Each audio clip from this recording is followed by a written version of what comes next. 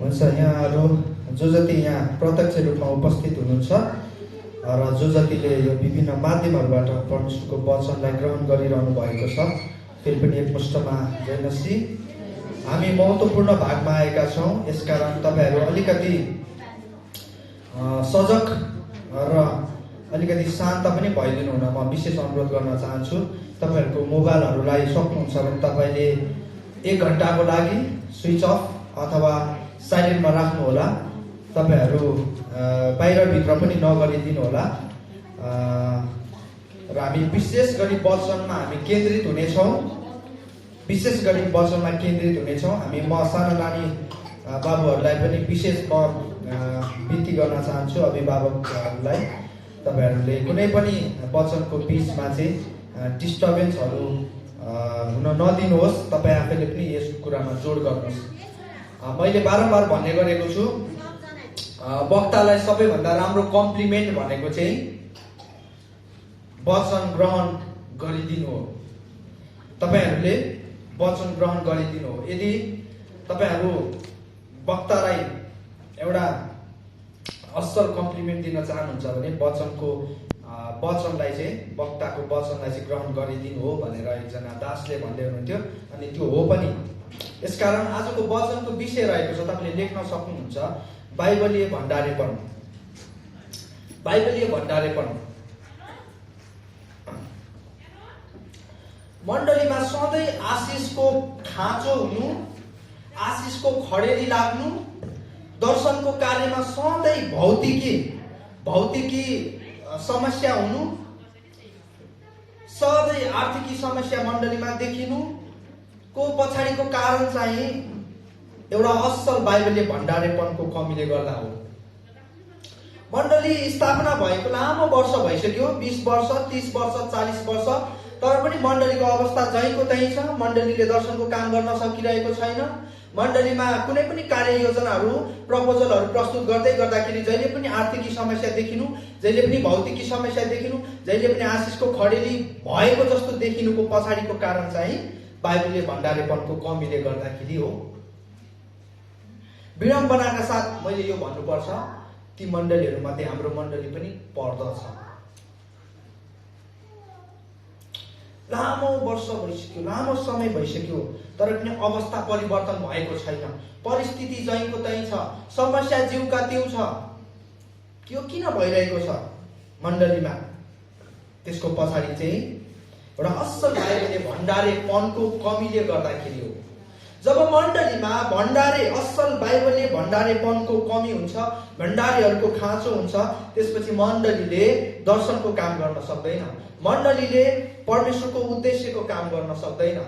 मण्डलीका योजनाहरू छताछुल्ल भएर जान्छ। मण्डली दर्शनमा अगाडि बढ्न सक्दैन। यसकारण मैले मण्डलीमा बारम्बार प्रचार गरिरहेको एउटा विषय मध्ये चाहिँ भण्डारेपनको विषय चाहिँ महत्त्वपूर्ण विषयहरू मध्ये पर्दछ।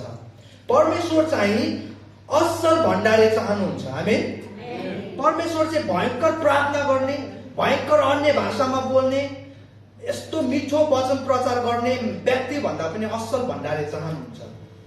मैले यो भन्दै गर्दाखेरि यी वरदानहरूलाई मैले तल्लो स्तर दिन खोजेको होइन। मण्डलीमा आवश्यक छ, अगमबाणी बोल्ने व्यक्ति आवश्यक छ, अन्य भाषामा प्रार्थना गर्ने व्यक्ति आवश्यक छ, भयंकर 24 घण्टा प्रार्थना गर्ने व्यक्ति आवश्यक छ, वचन प्रचार गर्ने वक्ताको आवश्यकता छ। तर पनि जब मण्डलीमा भण्डारेपनको कमी हुन्छ नि, मण्डली कहीँ पनि पुग्न सक्दैन। मण्डली आफ्नो गन्तव्यसम्म पुग्न सक्दैन।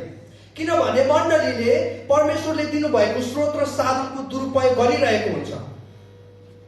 अनि जब परमेश्वरको स्रोत र साधनको दुरुपयोग हुन्छ नि, त्यसपश्चात त्यो मण्डलीमा आशिष हुँदैन। त्यो मण्डलीमा आशिष हुँदैन।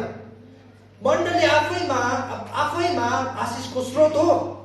मण्डली आफैमा आशिषको स्रोत हो।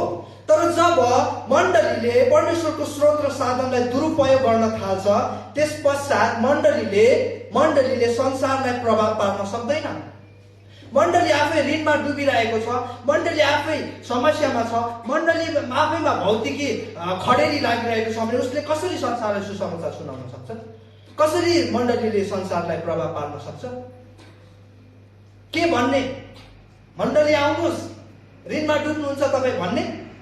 मण्डली आउनुहोस्, मण्डली आउनुहोस्, तपाईँको परिवारमा आर्थिक समस्या हुन्छ भन्ने? कसरी हामी अरूलाई हामी प्रभाव पार्न सक्छौँ? यसकारण मण्डलीले त्यति बेला मात्र आर्थिकी भौतिकी स्वतन्त्रता र जागृतिको अनुभव गर्छ जब मण्डलीमा असल इमान्दार बाइबलले भण्डारीपनको त्यहाँ चाहिँ जन्म हुन्छ। आमेन। भण्डारीपन भनेको स्टेवार्डशिप भनेको चाहिँ केवल पैसाको विषयमा मात्र होइन। तपाईँको समयलाई तपाईँले कसरी व्यवस्थापन गर्दै हुनुहुन्छ, तपाईँले कसरी म्यानेज गर्दै हुनुहुन्छ, कसरी भण्डार गर्दै हुनुहुन्छ, तपाईँको वरदानलाई, तपाईँको क्षमतालाई, यी सबैको विषयमा चाहिँ भण्डारीपनले बोल्दछ, स्टेवार्डशिपले बोल्दछ। तर म आज विशेष गरी चाहिँ यी अन्य क्षेत्रहरूलाई म छुदिनँ, तर म आज विशेष गरी आर्थिकी क्षेत्रलाई छुन्छु।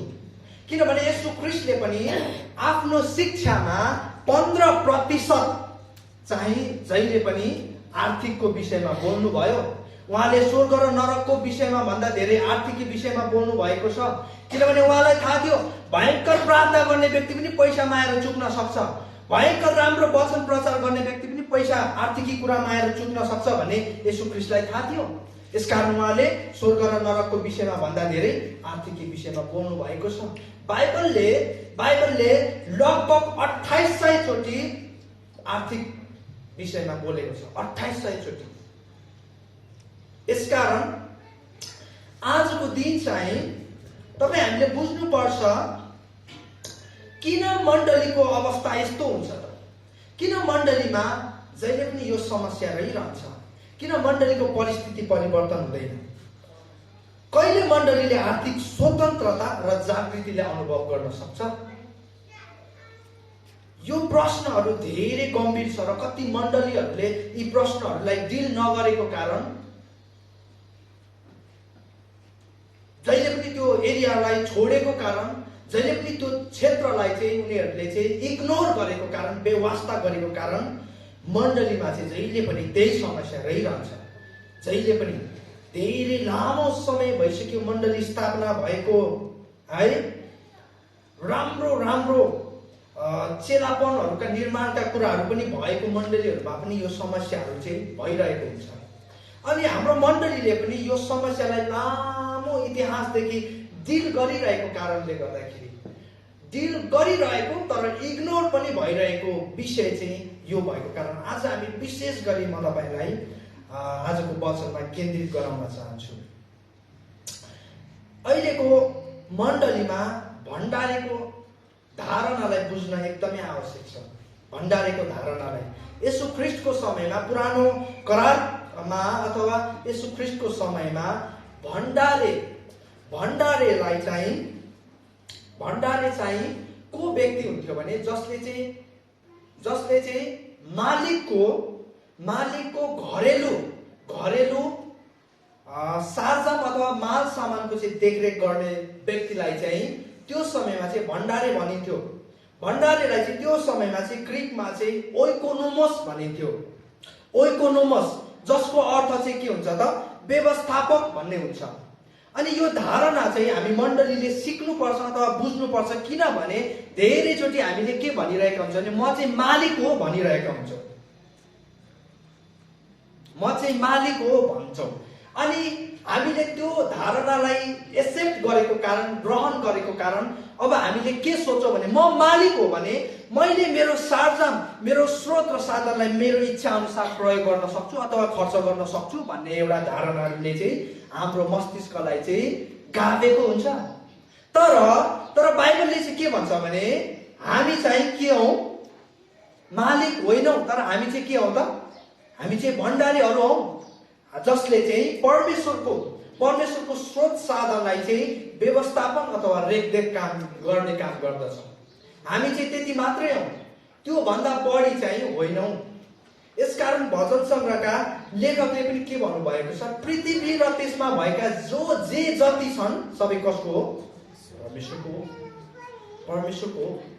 भण्डारीपनमा दशांशको कुरो पनि आउँछ, भण्डारीपनमा दिने कुरो आउँछ, भण्डारीपनमा व्यवस्थापन गर्ने कुरा आउँछ, भण्डारीपनमा चाहिँ रेखदेख गर्ने कुराहरू आउँदछ। त्यसकारण मण्डलीमा हामी विश्वासीहरूले पनि बुझ्नुपर्ने कुरा चाहिँ हामीले चाहिँ हाम्रो पृथ्वीमा भएका यावत थोकहरूलाई चाहिँ हामीले रेखदेख गर्ने हो, हेरविचार गर्ने हो, व्यवस्थापन गर्ने हो। तर त्यसको स्वामित्वपन, ओनरसिप, त्यसको मालिकत्व चाहिँ परमेश्वरकै हो। जब यो धारणालाई मण्डलीले एक्सेप्ट गर्छ नि, ग्रहण गर्छ नि, त्यसपछि मण्डलीले कुनै पनि स्रोत र साधनलाई दुरुपयोग गर्नदेखि चाहिँ ऊ डराउँछ, ऊ गम्भीर हुन्छ। किनभने उसको होइन त्यो थोकको स्वामित्वपन चाहिँ, ओनरसिप चाहिँ कसको रहेछ त? परमेश्वरको रहेछ। यो धारणालाई चाहिँ हामीले बुझ्न आवश्यक छ। बाइबलीय भण्डारेपन भनेको के हो तपाईँले लेख्न सक्नुहुन्छ। बाइबलीय भण्डारेपन भनेको के हो? भण्डारेपन चाहिँ त्यो बिन्दु हो, त्यो सेन्टर हो जहाँ चाहिँ हाम्रो विश्वास, हाम्रो काम र हाम्रो आर्थिक यो तीनटा कुरा चाहिँ ठोकिदछ। भण्डारेपनमा आएर चाहिँ यो तीनटा कुरा ठोकिदछ। हामीले हाम्रो विश्वास, हाम्रो काम र आर्थिकीलाई चाहिँ हामीले भण्डारेपनमा भेट्टाउँदछौँ। अवश्य पनि मैले अघि पनि भनिहालेँ, भण्डारेपन चाहिँ पैसाको विषयमा मात्र होइन, तर भण्डारेपनको एउटा पाटो चाहिँ फेरि आर्थिकी पनि हो। भण्डारेपन भनेको आर्थिकी मात्रै होइन, त्यहाँनिर तपाईँले आफ्नो समयलाई कसरी व्यवस्थापन गरिरहनु भएको छ, कसरी खर्च गरिरहनु भएको छ, तपाईँले आफ्नो वरदानलाई, आफ्नो क्षमतालाई, आफ्नो योग्यतालाई, कसरी आफ्नो लाइफलाई, आफ्नो जीवनलाई तपाईँले कसरी खर्च गरिरहनु भएको छ, यी सबै कुरा भण्डारेपन हो। तर भण्डारेपनको एउटा पाटो, एउटा क्षेत्र चाहिँ के हो त? आर्थिकी हो। अनि आज चाहिँ हामी आर्थिकी कुराहरूसँग डिल गर्न गइरहेका छौँ। अब आउँदो हप्ताहरूमा हामी अन्य कुराहरूलाई पनि डिल गर्नेछौँ। भण्डारेपनको सबैभन्दा राम्रो उदाहरण चाहिँ मलाई लाग्छ योसेफ हुनुहुन्छ है, पुरानो करारको योसेफ। अनि योसेफ जब मिश्रमा बेचिए आफ्नो दाजुहरूद्वारा चाहिँ, तब मिश्रमा ऊ पोतिफरको घरमा रहँदै गर्दाखेरि हामी योसेफको असल भण्डारेपनलाई हामी देख्न सक्छौँ। अनि जब उनी त्यस पश्चात जब उनी मिश्रको दोस्रो अधिपतिको रूपमा उनी खडा भए, त्यहाँ पनि हामी एउटा असल भण्डारेपनको उदाहरणलाई हामी भेट्टाउन सक्छौँ। जब पोतिफरले आफ्नो सम्पूर्ण घरको व्यवस्थापन है, आफ्नो सम्पत्ति, आफ्नो हरेक सारजाम माल सामानको रेखदेख गर्नको लागि योसेफलाई चुनेको त्यहाँनिर हामी भेट्टाउँछौँ। अनि योसेफले चाहिँ इमानदारिताका साथ अनि पोतिफरको घरलाई चाहिँ रेखदेख गरेको हामी भेट्टाउँछौँ है। अनि तपाईँले लेख्न पनि सक्नुहुन्छ। मैले अघि पनि भनिहालेँ, ग्रिकमा चाहिँ भण्डारेपनलाई ओइकोनोमोस भनिन्छ। यो दुईटा शब्दहरूबाट बनेको छ। एउटा चाहिँ ओइको अनि अर्को चाहिँ नोमोस। यो दुईटा ग्रिक शब्दले बनेको छ। ओइकोनोमस भण्डारेपन भन्ने शब्द चाहिँ, ओइको शब्दको अर्थ चाहिँ घर हुन्छ, अनि नोमोसको अर्थ चाहिँ व्यवस्थापन हुन्छ है। घरलाई चाहिँ व्यवस्थापन गर्ने व्यक्तिलाई चाहिँ भण्डारे भनिन्छ। तपाईँले लेख्न सक्नुहुन्छ यसको परिभाषा परमेश्वरको, तपाईँले लेख्न सक्नुहुन्छ, म यसलाई दोहोऱ्याउँछु पनि। परमेश्वरको भौतिक चिजबिज, सामग्री, माल सामान, सारजाम, वस्तु, वस्त्र, कपडा, धन सम्पत्ति, समय, वरदान, योग्यता, क्षमता र अन्य स्रोतहरूको रेखदेख गर्नु र ती कुराहरूलाई असल तरिकाले उहाँको इच्छा र योजना अनुरूप प्रयोगमा ल्याउनुलाई बाइबलले भण्डारेपन भनिन्छ। फेरि मैले भन्न चाहे, तपाईँले नबिर्सनुहोस् ल, हामी हरेकलाई परमेश्वरले भण्डारेपनको जिम्मेवारी दिनुभएको छ। हामी हरेकलाई परमेश्वरले भण्डारेपनको जिम्मेवारी दिनुभएको छ। यो कुरा हामीले बुझ्नुपर्छ।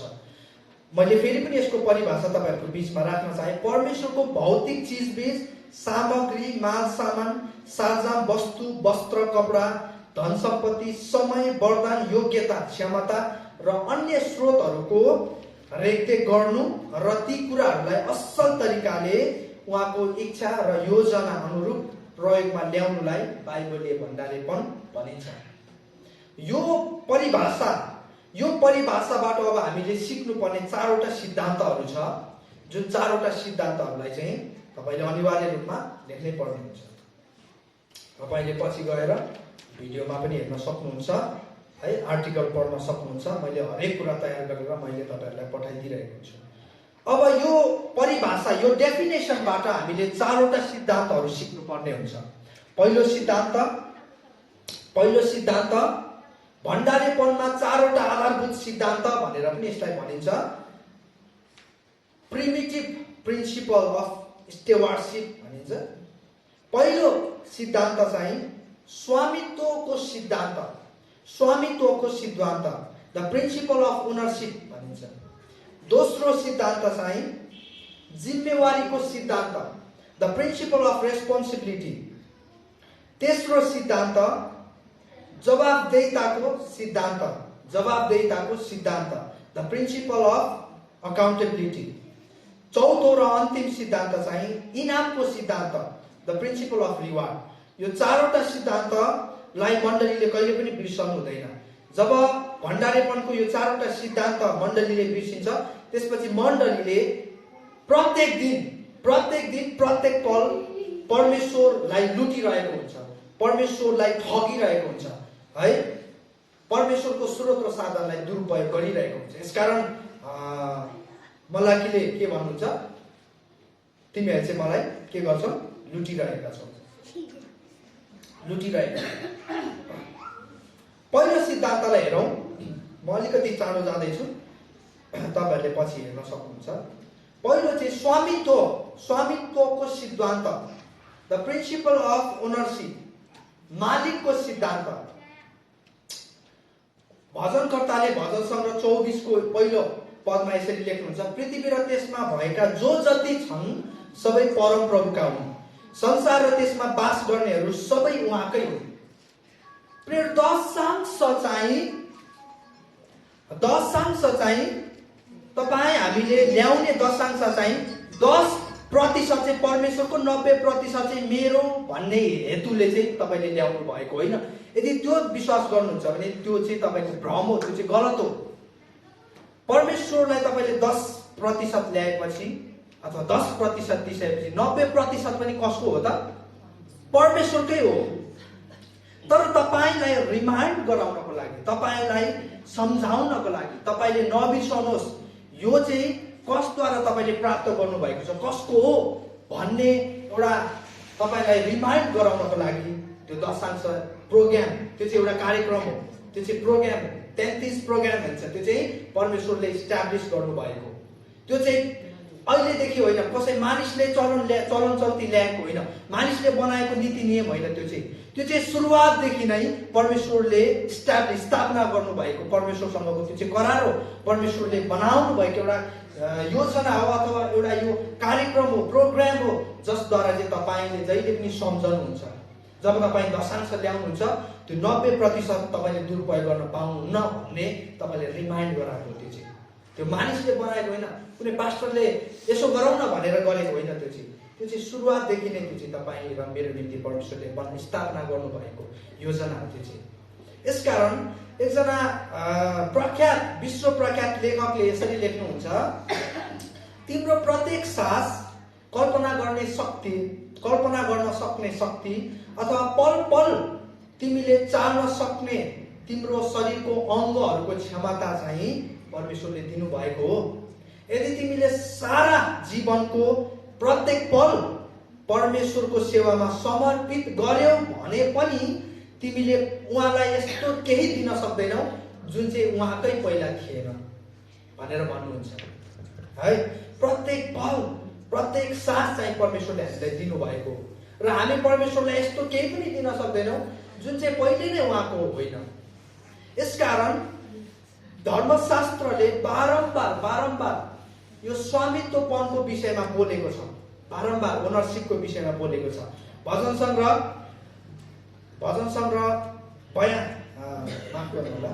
89:11 स्वर्ग तपाईको हो र पृथ्वी पनि तपाईकै हो भनिएको छ। त्यसैगरी पहिलो कोरिन्थी 10:26 पावल यसरी भन्नुहुन्छ, पृथ्वी र त्यसमा भएका यावत थोकहरू सबै परमप्रभुकै हुन् भनेर फेरि रिमाइन्ड गराउनुहुन्छ। प्रकाश 4:11 पनि यूहन्नाले यसरी लेख्नुहुन्छ, सबै कुरा तपाईले नै सृष्टि गर्नुभएको हो भनेर फेरि अयुब 41:11 पनि स्वर्ग मुनि सबै थोक मेरा नै हुन् भनेर परमेश्वरले बारम्बार आफ्नो ओनरशिप क्लेम गर्नु भएको छ, आफ्नो स्वामित्व घोषणा गर्नु भएको छ। र मण्डलीले यो कुरा कहिले पनि बिर्सनु हुँदैन, मण्डलीले यो कुरा कहिले पनि बिर्सनु हुँदैन कि हाम्रो मालिक चाहिँ परमेश्वर हुनुहुन्छ, सबै थोकको मालिक चाहिँ परमेश्वर हुनुहुन्छ। जब हामी यो कुरालाई, यो धारणालाई, यो कन्सेप्टलाई हामीले कहिले बिर्सदैनौँ भने हामीले खर्च गर्ने, हामीले प्रयोग गर्ने, हामीले सदुपयोग गर्ने स्रोत र साधनमा हामी गम्भीर हुन्छौँ, हामी त्यसप्रति आदर गर्न थाल्छौँ है। हामीले परमेश्वरको अनुग्रहलाई महसुस गर्न पाउँछौँ। तर जब परमेश्वर होइन, म चाहिँ यो स्रोत र साधनको, यो मेरो पैसाको, यो मेरो समयको, यो मेरो जीवनको मालिक चाहिँ म हुँ भनेर जब हामी सोच्छौँ नि, त्यसपश्चात हामीले ती थोकहरूलाई दुरुपयोग गरिरहेका हुन्छौँ। धेरैचोटि मण्डलीमा यो समस्या देखिरहेको हुन्छ।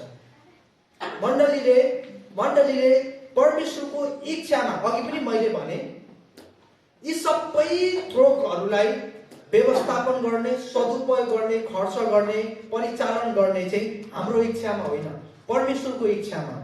जब मण्डलीले परमेश्वरद्वाराको स्रोत र साधनलाई उहाँको इच्छामा, उहाँको दर्शनमा, उहाँको उद्देश्य अनुसार चाहिँ खर्च गर्न थाल्छ, त्यसपछि त्यो मण्डलीमा चाहिँ आशिषका कुराहरू देखिन थाल्छ, आशिषका कुराहरू देखिन थाल्छ। जब सुरुवातमा जब परमेश्वरले आदमलाई बनाउनु भयो, सबै कुरा बनाइसके पश्चात आदमलाई चाहिँ परमेश्वरले चाहिँ अदनको बगैँचामा चाहिँ काम गर्न राख्नुभयो भन्ने कुरा चाहिँ हामी देख्न सक्छौँ। अनि त्यो काम चाहिँ, आदमको काम चाहिँ के थियो त? व्यवस्थापनको थियो, भण्डारेपनको थियो। परमेश्वरले आदमलाई अधिकार दिँदै गर्दाखेरि मालिकको अधिकार दिनुभएको होइन, तर के को अधिकार दिनुभएको? भण्डारेपनको अधिकार दिनुभएको, भण्डारेपनको अधिकार दिनुभएको। तैँले चाहिँ के गर्नु? यसलाई चाहिँ रेखदेख गर्नु, तैँले पृथ्वीलाई के गर्नु?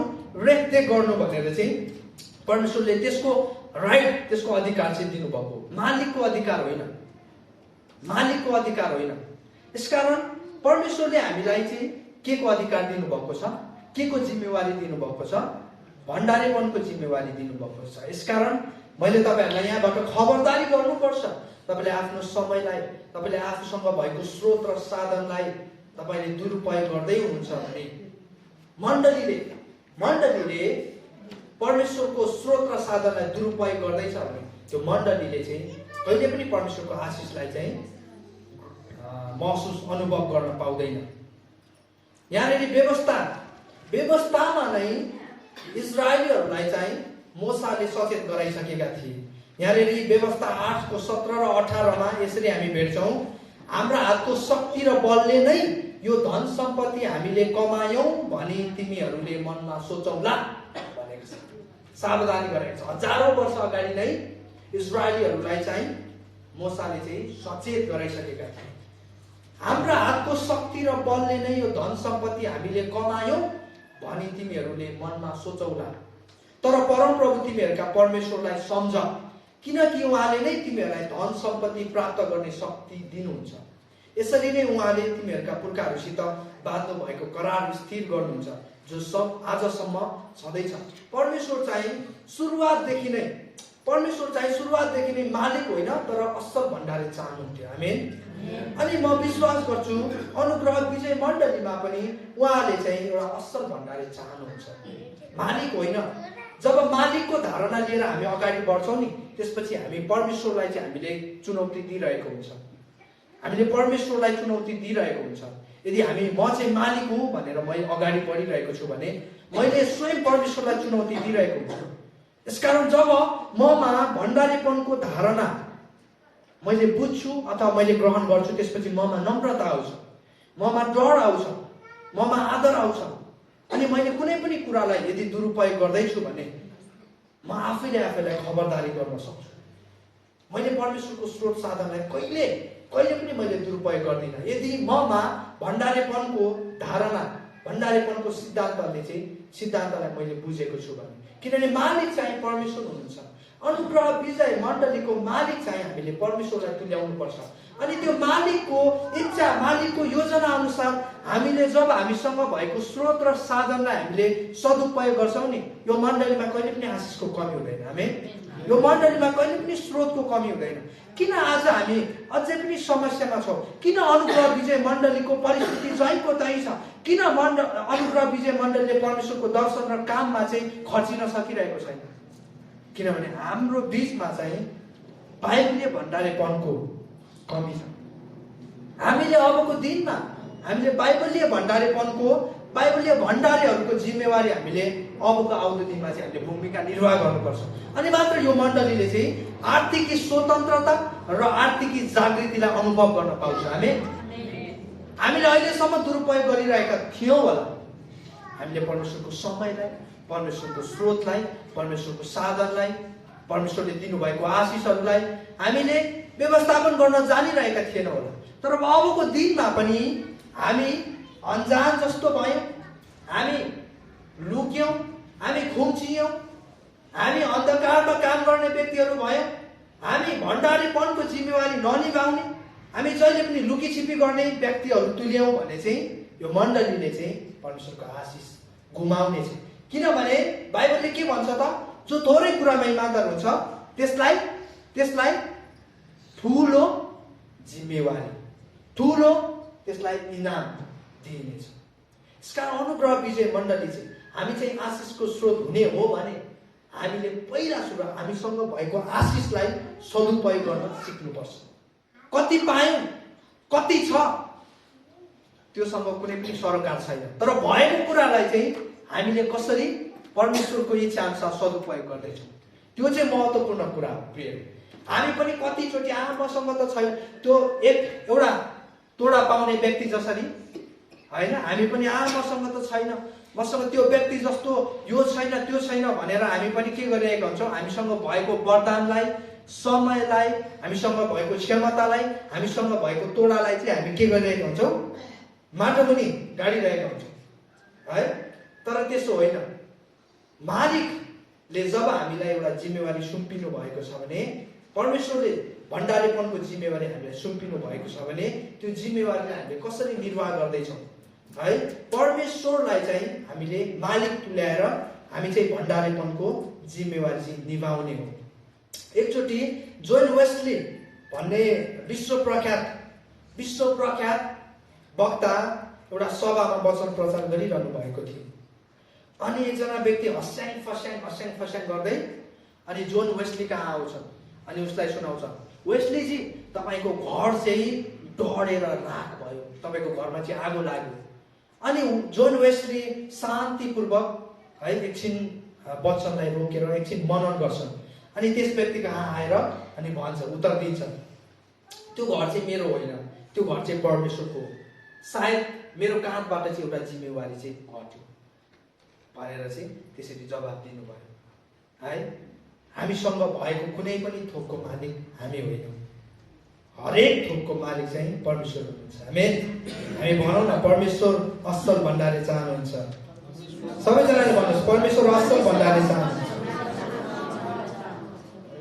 दोस्रो सिद्धान्त जिम्मेवारीको सिद्धान्त, द प्रिन्सिपल अफ रेस्पोन्सिबिलिटी। मालिकको अधिकार हुन्छ प्रियहरू, भण्डारीको चाहिँ जिम्मेवारी हुन्छ। धेरैचोटि हामी परमेश्वरसँग अधिकार खोजिरहेका हुन्छौँ, मेरो अधिकार भनेर। मालिकको अधिकार हुन्छ, भण्डारीको चाहिँ के हुन्छ अरे? जिम्मेवारी हुन्छ।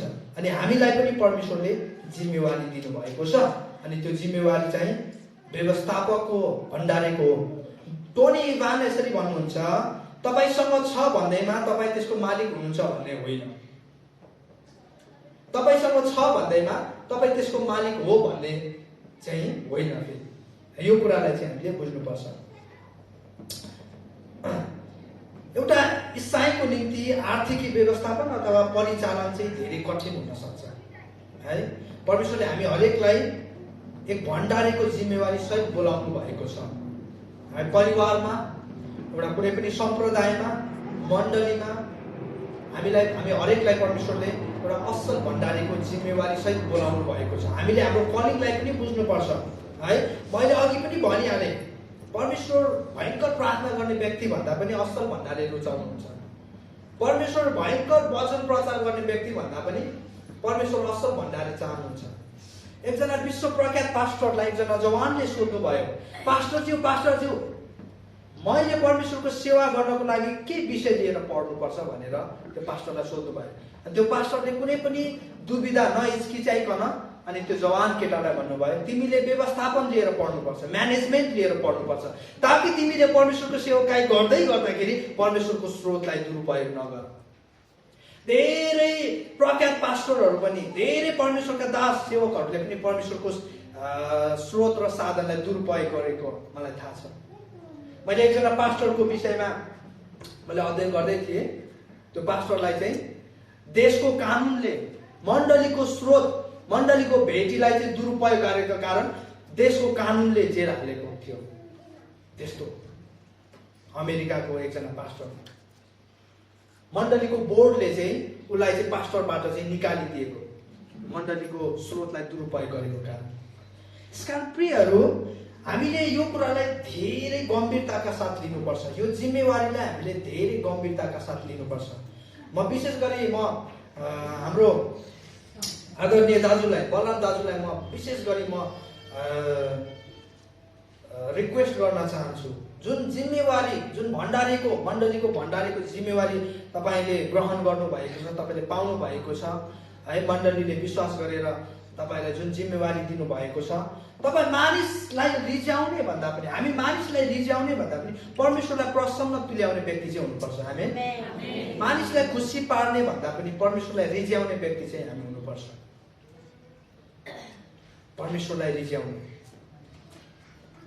यो जिम्मेवारी चाहिँ धेरै गम्भीर छ, धेरै डरलाग्दो छ। अहिले म आउँछु तल है, के भनेको छ अरे, जवाबदेहिताको सिद्धान्तमा अहिले आउँछु म। जवाबदेहिताको सिद्धान्तमा हरेक थोकको हामीले हिसाब बुझाउनु पर्ने हुन्छ परमेश्वरलाई, हरेक थोकको। यसकारण यो जिम्मेवारी चाहिँ खिलाचीमा हामीले लिनु हुँदैन।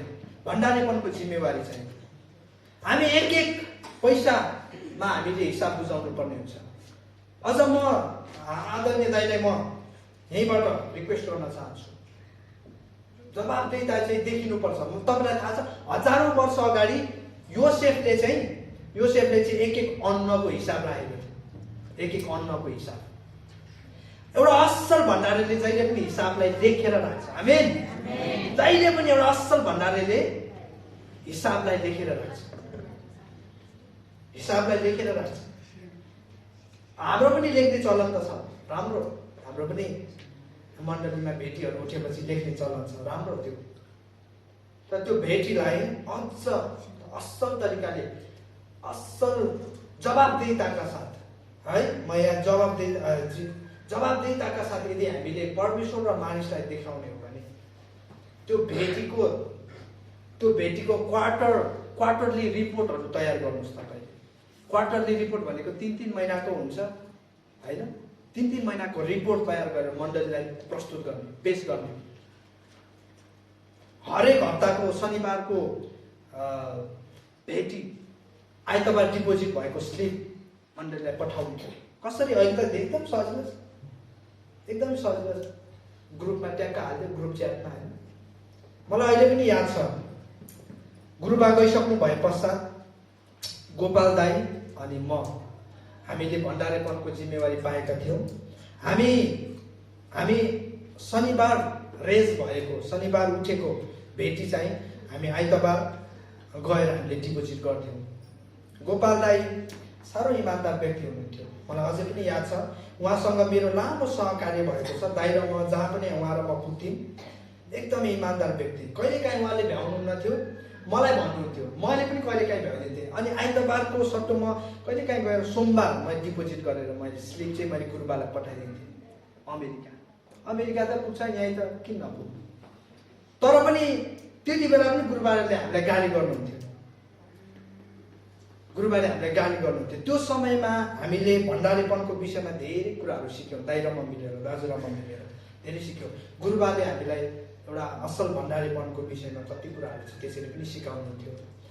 भले हामीलाई त्यति बेला नमिठो लाग्थ्यो, हामीलाई कतिचोटि मन पनि दुख्थ्यो। अनि सोमबार त हो, एक दिन त ढिलो हो भनेर हामीले त्यस्तो पनि लाग्थ्यो। तर त्यो स्टेजमा, त्यो पिरियडमा, त्यो अवधिमा हामीले एउटा असल भण्डारीपनको विषयमा राम्रोसँगले सिक्ने अवसरहरू हामीले पायौँ। यसकारण प्रिय जिम्मेवारी भनेको चाहिँ चाहे त्यो टोयलेट सफा गर्ने नै किन नहोस्, चाहे त्यो मण्डली बढाल्ने नै किन नहोस्, चाहे त्यो आर्थिक जिम्मेवारी नै किन नहोस्, त्यसमा इमान्दारिता देखिएन भने त्यो जिम्मेवारी चाहिँ त्यसको कुनै पनि अर्थ हुँदैन। त्यसमा इमान्दारिता देखिनुपर्छ। आमेन। यसकारण मैले तपाईँहरूलाई बताउन खोजेको कुरा चाहिँ योसेफको जीवनमा हेऱ्यो भने तपाईँले उत्पत्ति 39-40 हेर्नुभयो भने एक एक अन्नको हिसाब योसेफले राखेको छ। एक एक अन्नको हिसाब। यसकारण एउटा असल भण्डारीले जहिले पनि हिसाब राख्ने गर्छ। किन हिसाब राख्नुपर्छ? अब हामी तेस्रो सिद्धान्तमा आउँछौँ। किन हिसाब राख्ने? किनभने हामी हरेक चाहिँ के छौँ त? परमेश्वर प्रति जवाबदेही छौँ। हामी हरेकले हरेक थोकको हामीले परमेश्वरले हिसाब बुझाउनु पर्ने हुन्छ। यसकारण हामीले हिसाब राख्नुपर्ने हुन्छ है। यसकारण अब जवाबदेहिताको सिद्धान्तमा आयौँ हामी। तेस्रो सिद्धान्तमा जसरी तोडाको दृष्टान्तमा हरेक नोकरले मालिकलाई हिसाब बुझाएको छ, हरेक तोडाको हिसाब बुझाएको छ, त्यसै गरी हामीले पनि परमेश्वरबाट पाएको हरेक थोकको हामीले परमेश्वरलाई हिसाब बुझाउनु पर्ने हुन्छ। हरेक थोकको हिसाब बुझाउनु पर्ने हुन्छ। हरेक थोक भन्दै गर्दाखेरि सबै कुरा आयो है। मलाई लाग्छ मत्ती 12 को जस्तो लाग्छ मलाई। मत्ती 12 को 36 मा त्यहाँनिर यसरी लेखिएको छ। एउटा डरलाग्दो कुरो म तपाईँलाई बताउन चाहन्छु। डरलाग्दो भन्दाखेरि गम्भीर कुरो बताउन चाहन्छु।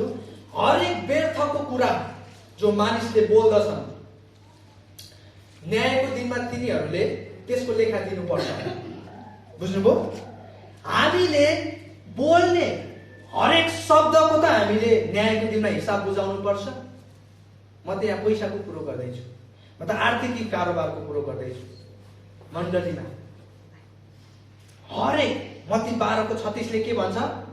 हरेक मुखबाट निस्किएको शब्दहरूको हामीले के गर्नुपर्छ? परमेश्वरलाई हिसाब लेखा बुझाउनु पर्छ।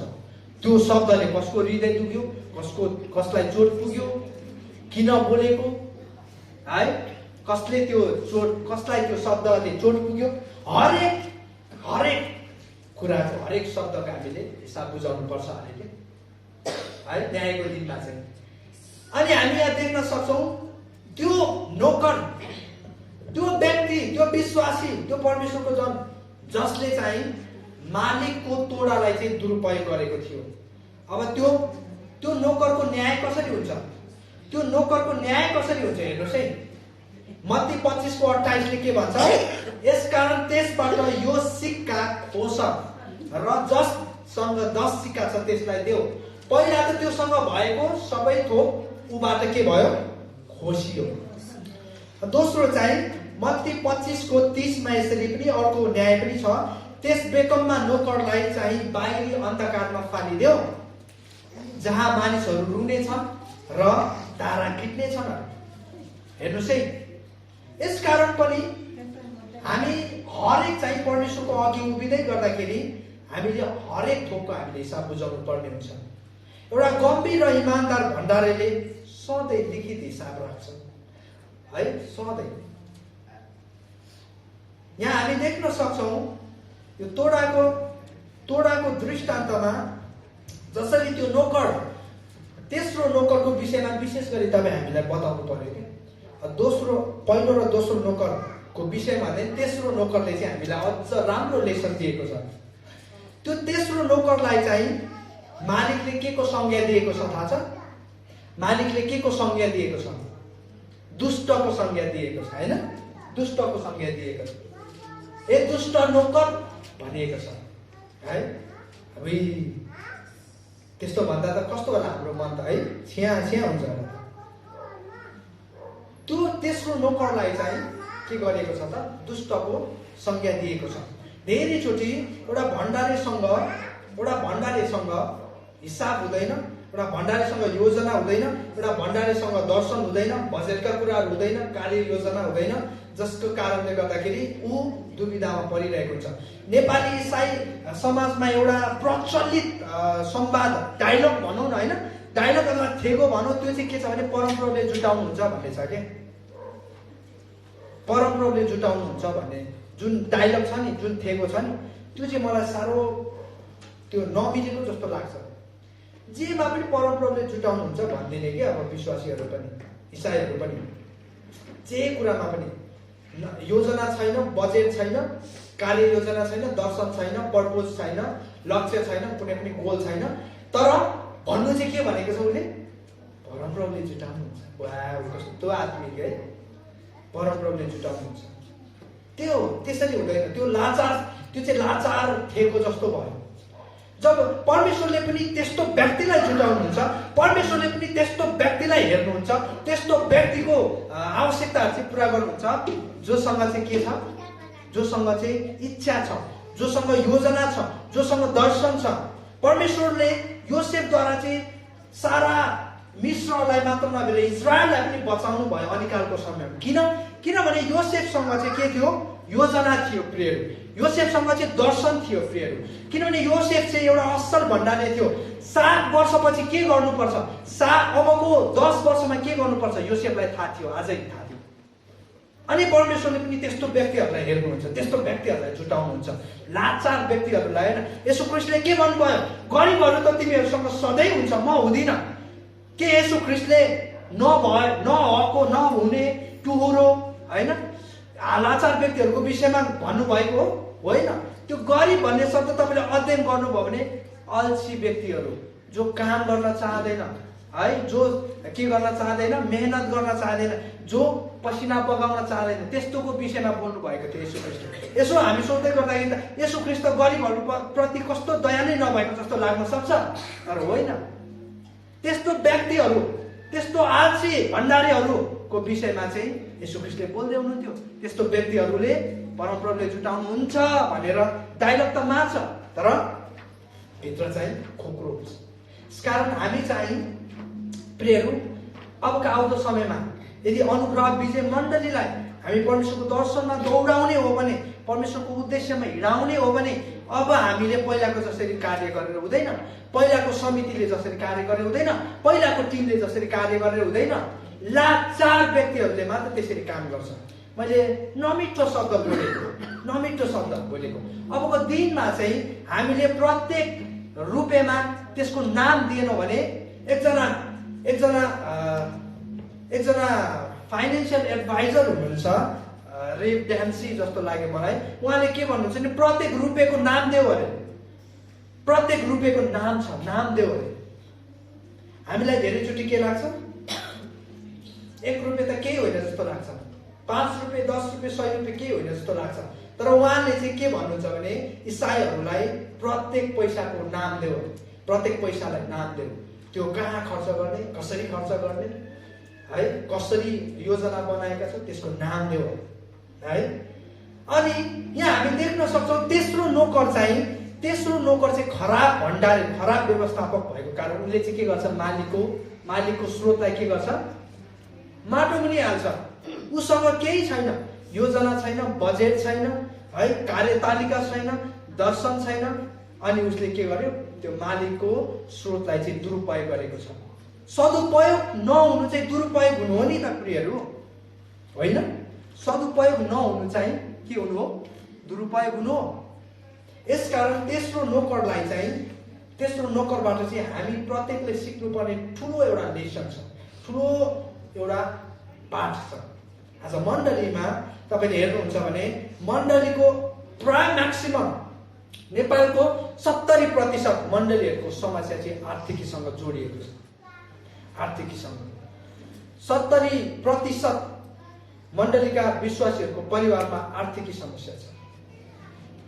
हामीले आर्थिकी स्वतन्त्रता अथवा जागृतिलाई हामीले अनुभव गर्न पाएका छैनौँ, किनभने हामी खराब व्यवस्थापक भएको कारणले गर्दाखेरि हामीले आफ्नो समयलाई, आफ्नो जीवनलाई, आफ्नो स्रोत र साधनलाई दुरुपयोग गरिरहेका छौँ। यस कारणले गर्दाखेरि आज नेपालको 70% अधिकांश मण्डलीहरूमा चाहिँ यदि समस्या छ भने के को छ त? आर्थिक समस्या नै छ। अनि त्यो 70% मलाई यो भन्दा कुनै पनि दुःख लाग्दैन, अनुग्रह विजय मण्डली 1 हो। अनुग्रह विजय मण्डली 1 हो। यहाँनिर तपाईले हेर्नुहुन्छ भने सबै कुरा राम्रो छ। क्वार्टिम हेर्नु हो भने क्वार्टिमले जस्तो मिठो शब्द कुनै कसैले मिठो स्वरमा कसैले गाउँदैन, त्यो नेपाल आइडलमा पठाउनु पर्ने छ उनीहरूलाई छिट्टै। यति मिठो गाउँछ है, यति मिठो गाइदिन्छ। अब हाम्रो मण्डली हेर्नु कहाँ छ? डाँडामा बसालेको छ, लुक्न सक्दैन भने डाँडामाथि बसेको छ। आमा फ्याङ फ्याङ गर्दै आउनु चढ्दै आउनुहुन्छ बिहान बिहान। तपाईँ हामीलाई कति गाह्रो हुन्छ डाँडा चढ्नु। केही पनि कुराको कमी छैन। हामी छ भने हामीलाई आर्थिक समस्या छ, हो कि? मण्डली स्थापना भएको कति वर्ष भयो? तपाईँ हामीलाई दुःख लाग्नु पर्दैन? यो कुरा दुःख लाग्नु पर्छ कि पर्दैन? बाहिरको पास्टर आउनु भयो यो मण्डलीमा के भन्छ? दर्शनविहीन मण्डली भन्छ, हो कि? भनेको छ कि छैन? भनेको छ।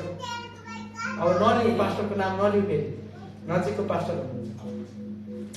दुःख यो एउटा फिक्री, एउटा यो चाहिँ मैले तपाईँहरूलाई हामी प्रत्येकमा त्यो वास्ता फिक्री हुनुपर्छ भन्ने कुरा चाहिँ मैले तपाईँहरूलाई देखाइदिएँ है।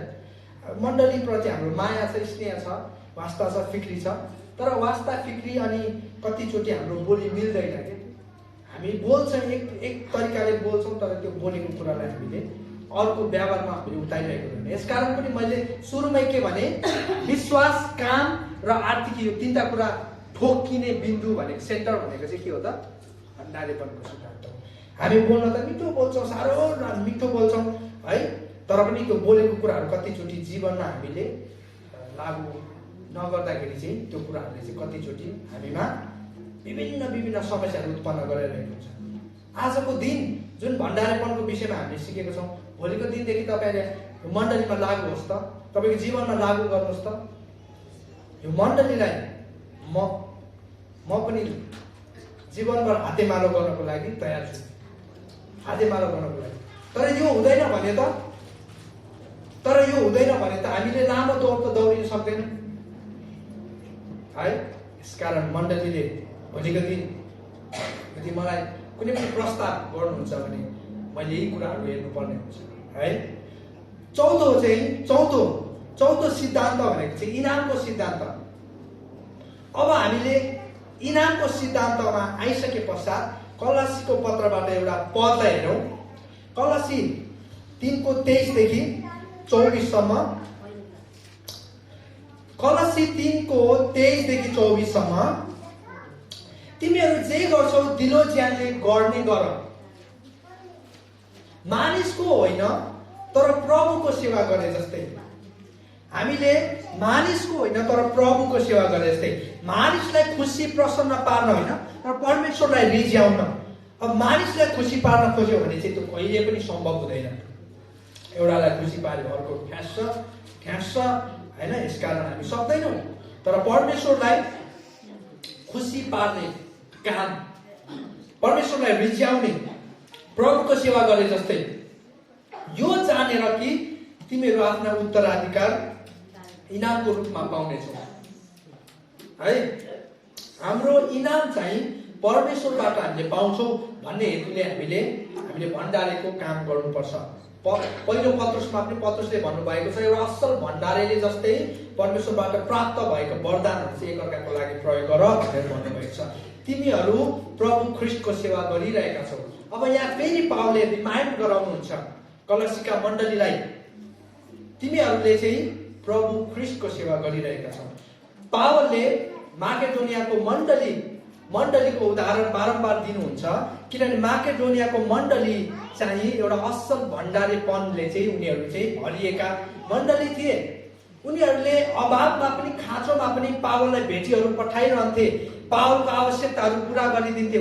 उनीहरू पावलको मात्र नभएर उनीहरू समाजमा, उनीहरू पृथ्वीमा उनीहरूले परमेश्वरको निम्ति चाहिँ ठुला कामहरू गरिरहेका थिए। प्रियहरू, यदि हामी आर्थिक रूपमा हामी बलियो भए तापनि नभए तापनि प्रभुको सेवा गर्छौँ भने चाहिँ त्यसले कसैको जीवनमा एउटा आशिषको स्रोत खुलाइरहेको हुन्छ। यदि माकेडोनियाको मण्डली नहुँदो हो त पावलले आफ्नो सेवकाईमा प्रभावशाली सेवकाई गर्न सक्दैन थिए। तर बारम्बार धेरैचोटि माकेडोनियाको मण्डलीले चाहिँ पावललाई चाहिँ त्यहाँनिर सहायता गर्ने कुराहरू गरिरहेका थिए। यसकारण यहाँ हामी देख्न सक्छौँ एउटा असल भण्डारीलाई चाहिँ परमेश्वरबाट इनाम पनि मिल्नेछ। किनभने जसरी पहिलो र दोस्रो भण्डारी नोकरहरूले चाहिँ मालिकको तोडालाई चाहिँ सही ठाउँमा सदुपयोग गरेका थिए, उनीहरूलाई चाहिँ परमेश्वरले मालिकले चाहिँ के गरेको छ, उनीहरूले चाहिँ रिवार्ड इनाम दिएको छ। हामी त्यहाँ देख्न सक्छौँ येशू ख्रीष्टले त्यहाँ भन्न खोज्नु भएको कुरा अथवा परमेश्वरले चाहनु भएको कुरा, परमेश्वरको इच्छालाई हामी देख्न सक्छौँ। परमेश्वर आफ्नो स्रोत चाहिँ बढेको चाहनुहुन्छ। यो कुरा तपाईहरूले बुझ्नुपर्छ। परमेश्वर चाहिँ, तपाईले यो कुरा नबिर्सनुहोस् ल, परमेश्वर चाहिँ आफ्नो स्रोत चाहिँ बढेको चाहनुहुन्छ। यसकारण परमेश्वरले आदमलाई के भन्नुभयो, फल्दै फुल्दै वृद्धि गर्दै गुणात्मक वृद्धि गर्दै फल्दै फुल्दै जाऊ। अनि यहाँनिर नयाँ करारमा आइसकेपछि येशू ख्रीष्टले पनि त्यही दृष्टान्तलाई चाहिँ दोहोऱ्याएर के भन्नुभएको छ, जसले चाहिँ 5 को 10 बनाए, 2 को 4 बनाए, तिनीहरूलाई चाहिँ परमेश्वरले इनाम दिनुभएको छ। अब हामी जहाँ छौँ त्यहाँ सीमित हुने होइन रहेछ। एउटा असल भण्डारीले चाहिँ के पनि गर्दो रहेछ, मालिकको सम्पत्तिलाई चाहिँ बढाउने काम पनि गर्दो रहेछ। मालिकले दिएको जिम्मेवारीलाई चाहिँ उसले बढाउने काम गर्दो रहेछ। एउटा असल नोकरले चाहिँ त्यो गर्दो रहेछ। यसकारण अब त्यो बढाउने काम, वृद्धि गर्ने काम, फलाउने काम चाहिँ केवल भौतिकी कुराहरूमा मात्र सीमित हुँदैन, त्यो चाहिँ आत्मिकी कुराहरूमा पनि लागू हुन्छ। आत्मिकी रूपमा हामी बढेको परमेश्वर चाहनुहुन्छ। जसरी हामी भौतिकी रूपमा बढ्न चाहन्छौँ, हामी आत्मिकी रूपमा बढेको पनि परमेश्वर चाहनुहुन्छ। मण्डली आवत जावतमा मात्र हामी सीमित भएको परमेश्वर चाहनुहुन्न अवश्य पनि। है, मण्डली आएको लामो वर्ष भयो, तर हाम्रो आत्मिक स्तर, हाम्रो विश्वास जहीँको तहीँ छ भने हामीले वृद्धि गरेनौँ। यसकारण भण्डारीपनमा यी सबै कुराहरू आउँछ। एउटा कुरा मात्र हो, र आज मैले विशेष गरी आर्थिक विषयमा बोल्दैछु। यसकारण मैले त्यस्तैतिर फोकस गरिरहेको छु। असल नोकर जसले मालिकको स्रोतलाई मालिकको इच्छा अनुसार सदुपयोग गरेको थियो, त्यसलाई ख्रीष्ट के भन्नुहुन्छ, किनभने जससँग छ त्यसलाई अरू दिइनेछ। जससँग छ त्यसलाई अरू दिइनेछ र त्यससँग प्रशस्त हुनेछ। तर जससँग छैन त्यससँग भएको पनि त्यसबाट खसिनेछ। अब हामी हरेक चाहिँ एउटा असल भण्डारी भएको कारणले गर्दाखेरि, चाहे त्यो मण्डलीमा होस्, चाहे त्यो हाम्रो परिवारमा होस्, चाहे त्यो हाम्रो व्यक्तिगत जीवनमा, प्राइभेट लाइफमा होस्, हामी हरेकले एउटा असल भण्डारीको जिम्मेवारी निभाउनु परेको छ। है, आज विशेष गरी मैले अनुग्रह विजय मण्डलीमा बताउनु पर्ने कुरा चाहिँ, हाम्रो मण्डली स्थापना भएको लामो वर्ष भइसक्यो। अस्ति एकजना पास्टरले मलाई यति लामो मेसेज पठाउनु भयो, अनि म के रहेछ भनेर यसो पढ्दै थिएँ। अनि त्यहाँनिर उहाँले आफ्नो मण्डलीको इतिहास बताउनु भएको थियो। अब हाम्रो मण्डली स्थापना भएको 12 वर्ष भयो। अबको समयमा चाहिँ, अबको आउँदो यो 2079 सालमा चाहिँ हामी हाम्रो मण्डलीको आफ्नै जग्गा किन्दैछौँ। प्रार्थनामा सहयोग गरिदिनुहोस्। अब यो नम्बरमा तपाईँले हामीलाई कन्ट्याक्ट गरेर प्रार्थना गर्न सक्नुहुन्छ भनेर यति लामो मेसेज पठाउनु भएको छ। 12 वर्ष है, जुन मण्डलीमा असल भण्डारीहरूले काम गर्छ, परमेश्वरको स्रोत र साधनलाई रेखदेख गर्ने काम गर्छ, त्यो मण्डलीमा कहिले पनि आशिषको कमी हुँदैन। किनभने जुन दिन जति बेला परमेश्वरले येशू ख्रीष्टले मण्डली भन्ने शब्दलाई उच्चारण गर्नुभएको थियो, यदि त्यो मण्डलीको शब्दलाई हामी अध्ययन गर्यो भने त्यो मण्डलीको अर्थ चाहिँ आशिषको स्रोत पनि हुन्छ। आमेन। अनि मण्डली चाहिँ त्यति बेला आशिषको स्रोत हुन्छ जति बेला मण्डलीमा चाहिँ असल भण्डारीहरूले चाहिँ परमेश्वरको स्रोत र साधनलाई सही ठाउँमा परमेश्वरको इच्छा अनुसार सदुपयोग गर्छ। आउनुहोस् हामी यो समय प्रार्थना गरौँ। हामी हरेकलाई यो मण्डलीको वास्ता, फिक्री, माया, स्नेह छ। अनि जुन मण्डलीमा हामी हुर्कियौँ, जुन मण्डलीमा हामीलाई परमेश्वरले जन्माउनु भयो, जुन परिवारमा परमेश्वरले हामीलाई बसाल्नु भयो, अनि यो मण्डली चाहिँ परमेश्वरको दर्शनमा, परमेश्वरको उद्देश्यमा बढ्नुपर्छ, हुर्किनुपर्छ। पछाडि फर्केर हेर्दै गर्दाखेरि प्रियहरू, विगतमा हामीले धेरै गल्तीहरू गर्यौँ, हामीमा धेरै घटी कमीहरू थियो, हामी स्वार्थी थियौँ अनि स्वार्थमै हामीले कामहरू गरिरहेका थियौँ। तर आउँदो समयमा परमेश्वरले हामीलाई राइट डिरेक्सन दिन चाहनुहुन्छ, एउटा सही निर्देशन दिन चाहनुहुन्छ। हामी मण्डली वृद्धि भएको उहाँ चाहनुहुन्छ। हाम्रो अवस्थाहरू, हाम्रो परिस्थितिहरू परिवर्तन भएको परमेश्वर चाहनुहुन्छ। हामी बदलिएको परमेश्वर चाहनुहुन्छ। अनुग्रह विजय मण्डलीमा आर्थिक जागृति, आर्थिक स्वतन्त्रता आएको परमेश्वर चाहनुहुन्छ। हामी लामो समय आर्थिक बन्धनमा बाँधिएका थियौँ। अबको दिनमा, अबको भविष्यमा परमेश्वर त्यो बन्धनबाट हामीलाई निकाल्न चाहनुहुन्छ। म प्रार्थना गर्दछु यसै समय त्यो बन्धनहरू येशू नासरतको नाममा हामी तोड्दछौँ। अनुग्रह विजय मण्डलीलाई प्रभु तपाईले स्थापना गर्नुभएको, तपाईँ यसको शिर हुनुहुन्छ प्रभु। आजको दिन हाम्रो सेवकाईहरूद्वारा, हाम्रो मण्डलीद्वारा हामीले तपाईँको काम कार्यहरू गर्न सकौँ प्रभु। म प्रार्थना गर्दछु आज जो जतिले यो परमेश्वरको वचन सुनिरहनु भएको छ, तपाईँले स्वतन्त्रताको आत्मा दिनुभएको, ती बन्धनहरू तोड्नु भएको, प्रत्येकको परिवारमा, प्रत्येकको जीवनमा, प्रत्येकको मण्डलीमा प्रभु तपाईँले जागृतिको काम गर्नुभएको, प्रभु फाइनेन्सियल रिभिलेसनहरू तपाईँले ल्याउनु भएको, आत्मिक उन्नति, आर्थिक उन्नति प्रभु तपाईँले ल्याउनु भएको यो मण्डलीमा आज हामी प्रभु बदलिन चाहन्छौँ। आज हामी यो मण्डलीलाई प्रभु तपाईँको दर्शनमा दौडाउन चाहन्छौँ प्रभु। हामीले हाम्रो यात्रामा प्रभु हामीले विगतका हामीले गल्ती, भुल, कमीहरूबाट प्रभु सिक्न सकौँ प्रभु। म प्रार्थना गर्छु। धन्यवाद। हालेलुया। कोरा बोरा मासाटा बोसी प्रेकी साथे बोका ये जरा बाना सिखा। प्रभु आजको दिन म यसै ठाउँबाट घोषणा गर्दछु, अनुग्रह विजय मण्डलीलाई प्रभु त्यो आर्थिक बन्धनहरूबाट तपाईँ स्वतन्त्र गराउनु भएको छ। प्रभु यो मण्डली चाहिँ आशिषको स्रोत भएको तपाईँ चाहनुहुन्छ। आज म प्रार्थना गर्दछु जो जतिले परमेश्वरको वचन ग्रहण गर्नुभएको छ, उहाँको जीवनमा प्रभु, उहाँको परिवारमा प्रभु ती प्रभु प्रभु ती बन्धनहरूबाट तपाईँले स्वतन्त्र पार्नु भएको छ। जो जतिले वचनलाई ग्रहण गर्नुभएको छ, उहाँको जीवनमा तपाईँले आफ्नो वचनद्वारा काम गर्नुभएको छ। म विशेष गरी प्रार्थना गर्दछु प्रभु त्यो तेस्रो नोकर होइन र पहिलो र दोस्रो नोकर चाहिँ हामी हुन सकौँ, ताकि तपाईँले दिनुभएको जिम्मेवारी तोडालाई प्रभु हामीले सही ठाउँमा, सही रूपमा प्रभु तपाईँको इच्छा अनुसार प्रयोगमा ल्याउन सकौँ, परिचालन गर्न सकौँ। धन्यवाद छ प्रभु। हामी अगाडिको आशिषको प्रार्थनामा जानेछौँ। तपाईँ हाम्रो बिचमा रहेर हामी प्रत्येकलाई जोडाउनु भएको छ। सबै कुरा तपाईँको हातमा सुम्पदै माग्दछु प्रभु यीशु ख्रीष्टको नाममा, आमेन। हुन्छ, यहाँहरू सम्पूर्णलाई फेरि पनि जय मसीह। जो जतिले परमेश्वरको वचन ग्रहण गर्नुभयो, तपाईँहरू प्रत्येकलाई परमेश्वरले प्रशस्त आशिष दिनुभएको हुन्छ।